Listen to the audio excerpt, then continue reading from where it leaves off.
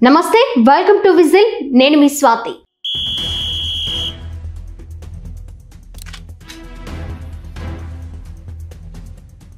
విద్య లేనందున జ్ఞానం లేకుండా పోయింది.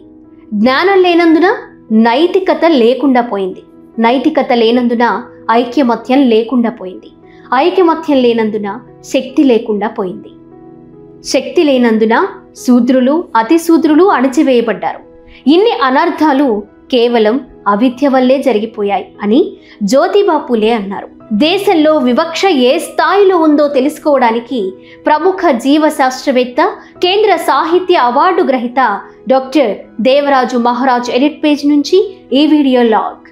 కాలానుగుణంగా మహాత్మా పూలే చెప్పిన అవిద్యను మనం ఇంకొంచెం విస్తృతంగా చేసి అర్థం చేసుకోవాల్సి ఉంటుంది. అవిద్య అంటే చదవడం, రాయడం రాకపోవడం కాదు.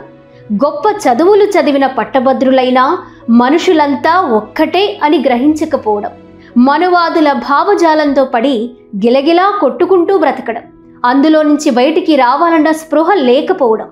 విద్యావంతులంటే వివేకవంతులు, విద్యావంతులంటే విశాల హృదయులు. సంకుచిత మనస్తత్వంతో కుల, మత, ప్రాంతీయ భేదాలతో కుళ్ళిపోయేవారు కాదు.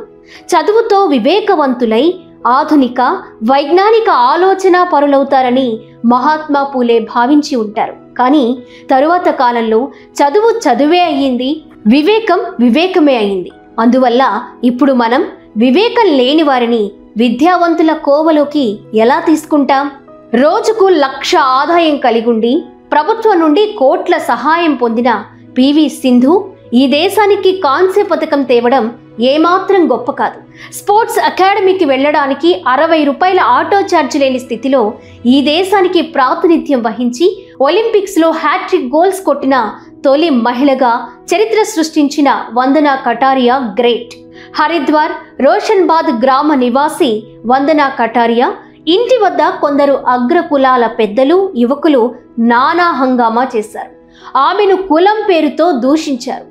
భారత హాకీ జట్టు ఓడిపోవడానికి కారణం ఆ జట్టులో ఎక్కువ మంది దళిత మహిళలు ఉండడమేనని, హాకీ జట్టులోనే కాదు దళితుల్ని ఎందులోనూ భాగస్వాములుగా చేయకూడదని గట్టిగా అరుస్తూ ఒంటి మీద గుడ్డలు తీసి డాన్స్ చేశారు. కింది నుండి పైదాకా ఏ పరిపాలకుడి నుండి స్పందన రాలేదు. చర్య తీసుకోవడం అటుంచి కనీసం ఖండించకపోవడం అంటే ఏంటి? ఆ అల్లరి మూకను వెనకేసుకొచ్చినట్టే కదా. అందుకే అబ్రహాం లింకన్ ఒకచోట అంటారు, పులిని, మేకను ఒకే చోట వదిలి రెండిటికీ సమానంగా స్వేచ్ఛ, స్వాతంత్ర్యాలను ఇచ్చామంటే మేక స్వాతంత్ర్యం మనం అర్థం చేసుకోలేనిది కాదు అని. ఇక్కడ దేశంలో నిచ్చెన మెట్ల సంస్కృతి నాశనం చేయకపోతే, మనువాదుల ఆగడాలు ఆగకపోతే, వారి మైండ్ సెట్ మారకపోతే ఈ దేశంలో మానవత్వానికి, స్వేచ్ఛ, స్వతంత్రాలకు అర్థమే ఉండదు. ఇలాంటి సంఘటనలు రోజూ వివిధ స్థాయిల్లో జరుగుతూనే ఉంటాయి. తన జట్టు సభ్యురాలైన వందనా కటారియా ఇంటి ముందు జరిగిన సంఘటనను తీవ్రంగా నిరసిస్తూ భారత మహిళల హాకీ జట్టు కెప్టెన్ రాణి రాంపాల్ ఈ విధంగా ప్రకటించారు, మాకు కులమతాల పట్టింపు లేదు. మేం దేశంలోని వేరువేరు ప్రాంతాల నుండి, కులాల నుండి, మతాల నుండి వచ్చిన వాళ్ళం. మా జట్టు సభ్యురాలు వందనా కటారియా తండ్రి గారు ఈ మధ్య చనిపోయారు. ఒలింపిక్స్ కోసం ఆమె తండ్రి అంత్యక్రియలకు కూడా వెళ్ళలేదు. అలాంటి గుండె పగిలే త్యాగాలు చూడకుండా కొందరు ఆమెను కులం పేరుతో దూషించడం న్యాయం కాదు. అయినా గెలుపు ఓటములకు కులాలకు, మతాలకు సంబంధమే లేదు కదా. ఆటలో నైపుణ్యాన్ని బట్టి ఒలింపిక్స్ జట్టులో స్థానం లభిస్తుంది. వందనకు జట్టులో స్థానం లభించిందంటే ఎంతటి ఉన్నత ప్రమాణాలు గల క్రీడాకారునో తెలిసిపోతూనే ఉంది అని ఆమె వివరణ ఇచ్చారు. అవార్డులు, రివార్డులు తరువాత, ముందు రైతుల గొంతు కోసే వ్యవసాయ చట్టాలను రద్దు చేయండి అని డిమాండ్ చేస్తూ భారత కేంద్ర ప్రభుత్వం ప్రకటించిన నగదు రివార్డును భారత హాకీ జట్టు సారథి మ్యాన్ ప్రీత్ సింగ్ తిరస్కరించారు. డబ్బును కాదనడం ఒక ఎత్తైతే ప్రభుత్వ తప్పిదాన్ని ఎత్తి చూపడం మరొక ఎత్తు. ఇందుకు ఎంతో సాహసం కావాలి. దీన్నే దేశ ద్రోహమని అంటారేమో, ఏమో అన్నా అంటారు. ఇలాంటి పరిపాలకుల అజ్ఞానాన్ని గమనించే అమెరికన్ వైజ్ఞానిక తత్వవేత్త డానియల్ డెన్నెట్ ఇలా అన్నారు, అజ్ఞానం సిగ్గుపడాల్సిన విషయం కాదు, కానీ దాన్ని ఇతరుల మీద రుద్దడం అనేది సిగ్గుపడాల్సిన విషయమే. అజ్ఞానులుగా ఉన్నందుకు చాలామందిని వ్యక్తిగతంగా తప్పు పట్టాల్సిన పని లేదు. కానీ వారు పనిగట్టుకుని తమ అజ్ఞానాన్ని ఇతరులకు పంపిణీ చేస్తుంటే మాత్రం అది ముమ్మాటికి తప్పే అవుతుంది. పథకాలు తెచ్చాక అభినందించడాలు, చంకలు గుద్దుకోవడాలు కాదు, ఆయా పథకాలు తేవడానికి శ్రమించిన క్రీడాకారుల కష్టాన్ని గుర్తించాలి. మంచి క్రీడాకారుల్ని తయారు చేసే క్రీడా విధానాన్ని ప్రభుత్వం ప్రవేశపెట్టాలి. అవసరమైన విద్యా విధానమే కాదు, జాతీయ పరిశోధనా విధానమే లేదు. ఇక క్రీడా విధానం ఎప్పుడు రావాలి? భవిష్యత్తులో రాబోయే ప్రభుత్వాలైనా వీటి మీద దృష్టి పెట్టాలి. వెయిట్ లిఫ్టింగ్లో ఒలింపిక్ మెడల్ సాధించిన మీరాబాయి చాను 150 మణిపూర్ ట్రక్ డ్రైవర్లను ఆహ్వానించి వారిని సన్మానించింది. ఆమె ఇల్లు ఇంపాల్లోని స్పోర్ట్స్ అకాడమీకి 25 కిలోమీటర్ల దూరంలో ఉంది. శిక్షణ కోసం రోజూ అక్కడికి వెళ్లాల్సి వచ్చేది. ట్రాన్స్పోర్ట్ సౌకర్యం సరిగ్గా లేని ఆ ప్రాంతంలో బస్సులో కానీ ట్రక్కుల్లో కానీ ప్రయాణించాలి. బస్ ఛార్జీలకు డబ్బులుండేవి కావు. ఏళ్లకేళ్లు ఆ ట్రక్ డ్రైవర్ల దయతలచి ఆమెను ఉచితంగా స్పోర్ట్స్ అకాడమీకి తీసుకువెళ్లేవారు.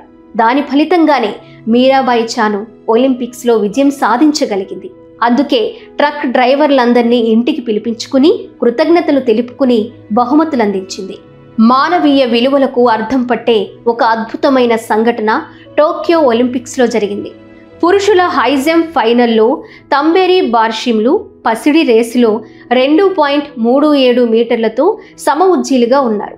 2.39 మీటర్లు ప్రయత్నించి ఇద్దరు 3 సార్లు విఫలమయ్యారు. ఇంతలో తంబేరి కాలు ఫ్రాక్చర్ అయింది. జంప్ ఆఫ్ నుండి విరమించుకున్నాడు. ఇంకేముంది, బార్షిమ్కు గోల్డ్ మెడల్ చేతికందినట్లే. ఒకసారి ఊరికే జంప్ చేస్తే చాలు, తంబేరిపై విజయం సాధించినట్లే. కానీ అతను అలా చేయలేదు. తనకు సమవుజ్జి అయినవాడు కూడా అర్హుడే అని గ్రహించి, నేను విరమించుకుంటాను, గోల్డ్ ఇద్దరికీ పంచండి అని అన్నాడు. అధికారులు అంగీకరించారు. ఒలింపిక్స్ దాకా రావడమే కష్టం, వచ్చినా ఫైనల్స్కి రావడం మరింత కష్టం. ఫైనల్స్లో ప్రత్యర్థికి సమవుజ్జిగా నిలబడడం ఎంతో కష్టం. అయినా కూడా తనకు సమవుజ్జిగా నిలబడిన వారికి కాలు విరగడాన్ని ఓ అవకాశంగా తీసుకొని సులభంగా గోల్డ్ మెడల్ గెలుచుకొని పోవచ్చు. ఎవరూ కాదనరు.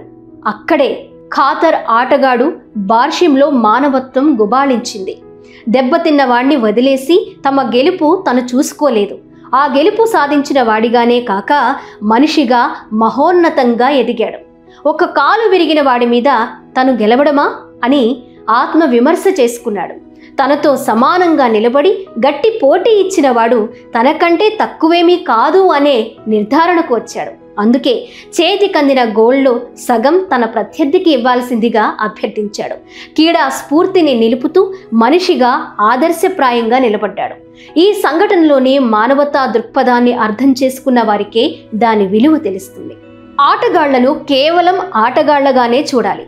వారిని హిందూ, ముస్లిం మతాల వారీగా విభజించి చూడొద్దని ప్రముఖ జర్నలిస్ట్ రవీష్ కుమార్ ప్రకటించారు. కులమతాల విద్వేషాల్ని రెచ్చగొట్టి ప్రజల్ని విడగొట్టి పబ్బం గడుపుకుంటున్న ఈ దేశ రాజకీయాలు విదేశాల్లో కూడా ప్రభావం చూపుతున్నాయి. క్రీడారంగంలో గల కుల వివక్ష గురించి రాస్తున్న సమయంలోనే డాక్టర్ గెయిల్ ఓమెట్ మరణ వార్త వినాల్సి వచ్చింది. అమెరికన్ ఇండియన్ అయిన డాక్టర్ గెయిల్ మానవ హక్కుల కార్యకర్త. కుల నిర్మూలన ఉద్యమంలో, మహిళా ఉద్యమాల్లో, పర్యావరణ పరిరక్షణలో, రైతు ఉద్యమాల్లో, ముఖ్యంగా దళితుల అణచివేత మీద లోతుగా అధ్యయనం చేసిన పరిశోధకురాలు.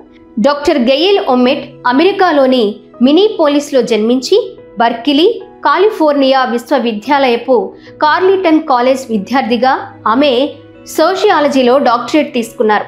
ప్రపంచంలో ఎక్కడా లేని ఒక అనాగరికపు కుల వ్యవస్థ కేవలం ఈ దేశంలోనే కొనసాగుతూ ఉందని తెలుసుకుని ఈ విషయం మీద మరింత లోతుగా అధ్యయనం చేయడానికి 1973లో ఆమె భారతదేశం వచ్చారు. ఒక 10 ఏళ్ల తరువాత భారతదేశ పౌరసత్వం స్వీకరించారు. సామాజిక కార్యకర్త అయిన భారత్ పటంకర్ను వివాహమాడారు. సామాజిక ఉద్యమాల్లో భర్తతో కలిసి పనిచేశారు. గ్రామీణ మహిళలతో మమేకమై పనిచేసిన ఈవిడ గొప్ప రచయిత్రి కూడా. ఈ దేశ చరిత్రను అధ్యయనం చేయడమే కాక సంస్కృతి సాంప్రదాయాల పేర ఇక్కడ జరిగిన అణిచివేతల గూర్చి, శారీరక దోపిడీల గూర్చి, బలులు, హత్యల గూర్చి విరివిగా పుస్తకాలు రాశారు. అవి ఇక్కడ పుట్టి పెరిగిన వారికి కూడా స్ఫూర్తిదాయకమయ్యాయి. డాక్టర్ గెయిల్ ఓమెట్ రాసిన అనేక ప్రామాణిక పరిశోధన గ్రంథాలలో కొన్ని ముఖ్యమైనవి ఉన్నాయి. ఈ దేశపు కలనేత గూర్చి, వైవిధ్యం గూర్చి తెలుసుకోదలిచిన వారు అవి తప్పక చదవాలి. ఈ దేశపు కలనేత గూర్చి, వైవిధ్యం గూర్చి తెలుసుకోదలిచిన వారు అవి తప్పక చదవాలి. పశ్చిమ భారతదేశంలో జరిగిన బ్రాహ్మణేతరుల ఉద్యమాల గూర్చి, కుల వ్యతిరేక ఉద్యమం, భారతీయత నిర్మాణం గూర్చి, మహిళలపై జరిగిన హింస గూర్చి, రైతు ఉద్యమాలు, శ్రమశక్తి విలువ గూర్చి, దళితులు, నప్రజాస్వామ్య విలువల గూర్చి, భారతదేశంలో బౌద్ధం గూర్చి, ఇలా ఎన్నెన్నో. ఒరిస్సాలో పూణేలో నెహ్రూ మెమోరియల్ మ్యూజియంలో ప్రొఫెసర్గా, రీసెర్చ్ డైరెక్టర్గా ఆమె చేసిన సేవలు మహోన్నతమైనవి.